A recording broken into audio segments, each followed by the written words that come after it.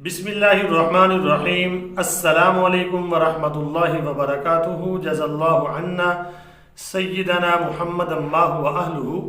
میرے ناظرین، امید ہے آپ خیریت سے ہوں گے۔ اللہ تعالیٰ شانہ آپ کو اپنی شایان شان جزائے خیر عطا فرمائے اور تمام امت مسلمہ کی حال پہ رحم فرمائے۔ میرے ناظرین، آج کی جو میری ویڈیو ہے اس کا ٹائٹل اور موضوع یہ ہے کہ ایک حدیث پاک میں ہے کہ مدینہ والوں سے جو فریب اور دھوکہ کرے گا اس کو کیا سزا ملے گی۔ نبی پاک صلی اللہ علیہ وسلم کی ایک حدیث ہے۔ آپ یقین کریں کہ مکہ اور مدینہ دو شہر ایسے ہیں جن کا اللہ کے ہاں بڑا ہی مقام ہے اور یہ بڑی ہی برکت والے ہیں۔ کیوں نہ ہو، مکہ اللہ کا وہاں پہ گھر ہے اور مدینہ منورہ جہاں پہ نبی پاک صلی اللہ علیہ وسلم آرام فرما رہے ہیں۔ میرے ناظرین، مدینہ طیبہ کا پرانا نام اگر آپ دیکھتے ہیں یثرب نام تھا اس کا۔ اس وقت مدینہ طیبہ کو جانتا بھی نہیں تھا، لیکن قربان جائیں آمنہ کے لال کے اوپر کہ جب سے آپ صلی اللہ علیہ وسلم کے وہاں پہ قدمین مبارک لگے ہیں تو مدینہ کو اللہ پاک نے 4 چاند لگا دیے ہیں اور یہ اتنا متبرک شہر بن گیا کہ مکہ کے بعد مدینہ کا ہی مقام ہے پوری دنیا میں۔ تو آئیے پھر میں آپ کے سامنے وہ حدیث پاک پیش کرتا ہوں جس میں نبی پاک صلی اللہ علیہ وسلم فرما رہے ہیں کہ جو مدینہ والوں کے ساتھ فریب اور دھوکہ کرے گا اس کے ساتھ کیا ہوگا۔ آئیے حدیث پاک کو پڑھتے ہیں۔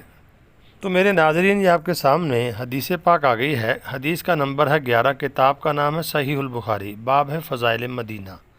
وہاں پر جا کے آپ اس کو پڑھ بھی سکتے ہیں۔ عربی کی عبارت پڑھوں گا۔ بسم اللہ الرحمن الرحیم۔ حدثنا حسین بن حریث۔ امام بخاری رحمۃ اللہ علیہ فرماتے ہیں ہمیں حدیث پہنچی ہے حسین بن حریث سے۔ حسین بن حریث کہتے ہیں اخبرنا الفضل، کہ ہمیں خبر دی ہے الفضل نے، اور الفضل جو ہے ان جعید، وہ جعید سے روایت کرتے ہیں۔ جعید جو ہے ان عائشہ تھا، وہ عائشہ سے روایت کرتے ہیں۔ یہ سعد رضی اللہ تعالیٰ عنہ کی بیٹی ہیں۔ وہ فرماتی ہیں میں نے سنا سعد سے رضی اللہ تعالیٰ عنہ اپنے والد سے، تو حضرت سعد رضی اللہ تعالیٰ عنہ نے فرمایا قال سمعت النبی صلی اللہ علیہ وسلم، کہ میں نے نبی پاک صلی اللہ علیہ وسلم سے سنا یقول، آپ فرماتے تھے لا یکید اہل المدینۃ احد الا انماع کما ینماع الملح فی الماء۔ حضرت سعد رضی اللہ تعالیٰ عنہ روایت کرتے ہیں نبی پاک صلی اللہ علیہ وسلم سے، آپ نے فرمایا کہ لا یکید اہل المدینہ، کہ نہیں کوئی دھوکہ دے سکتا ہے اہل مدینہ، یعنی مدینہ والوں کو، احد کوئی بھی، الا انماع کما ینماع الملح فی الماء، اگر وہ دھوکہ فریب دے گا وہ اس طرح گھل جائے گا جیسے نمک پانی کے اندر گھل جاتا ہے۔ مدینہ والوں کو کوئی دھوکہ نہیں دے سکتا، اگر دینا چاہے گا بھی تو آپ نے فرمایا وہ ایسے گھل جائے گا جیسے نمک میں پانی گھل جاتا ہے۔ یہ اردو کا ترجمہ دیکھ لیں۔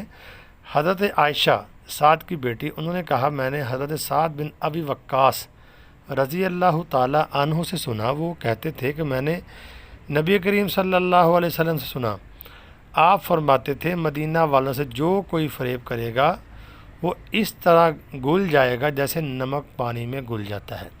میرے ناظرین، آپ اندازہ لگائیں کہ مدینہ منورہ میں رہنے والوں کی بھی کتنی فضیلت ہے، یعنی جو ان کو دھوکہ بھی دینا چاہے گا تو اللہ رب العالمین جو ہے ان کو یہ سزا دیں گے۔ مدینہ منورہ کی میرے ناظرین ہر چیز ہی بڑی برکت والی ہے۔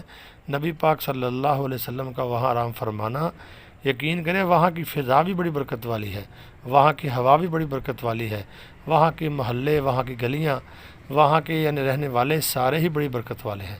اللہ رب العالمین سے دعا ہے کہ اللہ رب العالمین ہمیں مدینہ منورہ اور مکہ مکرمہ کی حاضری نصیب فرمائے۔ اور میرے ناظرین، دوسری دعا اللہ تعالیٰ سے یہ بھی کیا کرے کہ اللہ رب العالمین ہمیں مکہ المکرمہ اور مدینہ منورہ وہاں کا رہنا نصیب فرما دے، وہاں کی سکونت نصیب فرما دے، مستقل وہاں پہ ہمیں رہنا نصیب فرما دے۔ یہ ہمارے لیے مشکل ہو سکتی ہے لیکن اللہ کے لیے کوئی مشکل نہیں ہے، اللہ چاہیں تو کیا نہیں ہو سکتا۔ آپ اندازہ نہیں کر سکتے ان دونوں شہروں کے بارے میں کہ اتنے مقدس شہر ہیں، اتنے بابرکت شہر ہیں، اتنے محفوظ ہیں۔ دجال کا فتنہ اور دجال اور اس کا روب تک بھی ان دو شہروں میں داخل نہیں ہو سکتا۔ تو اللہ سے لازمی دعا کیا کریں، اور میرے لیے بھی آپ نے دعا کرنی ہے۔ اللہ ہم سب کا حامی و ناصر ہو۔ دعاؤں میں ضرور یاد رکھنا۔ السلام علیکم۔